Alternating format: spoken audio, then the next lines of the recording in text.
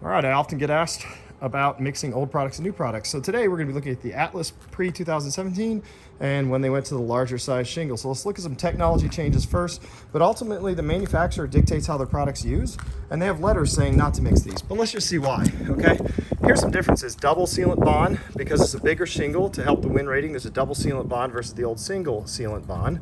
The common bond area where the shingles bonded together is much larger on this particular product than it is, this is the common bond zone from here up to here, than it is on this particular product, which is only about 5/8 of an inch. You can see the bonded area there.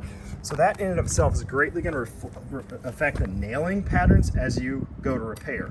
But let's just take a look. I've kind of simulated right here what this would look like if you were repairing this shingle based on its exposure into the old one. You're going to overexpose the shingles in the process, and eventually that's going to get further and further off.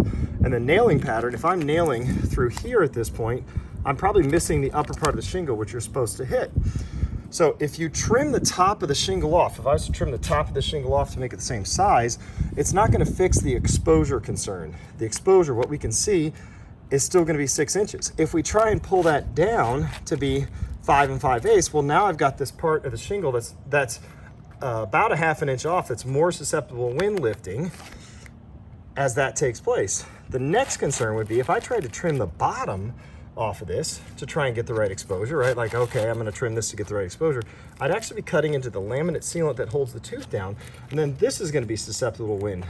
This is why they don't want destructive work done and improper installation techniques and trimming of the shingle to perform repairs. It's why the manufacturer has letters not to mix those two products. You can see how far off it would be if you just let the exposure exist the way it is.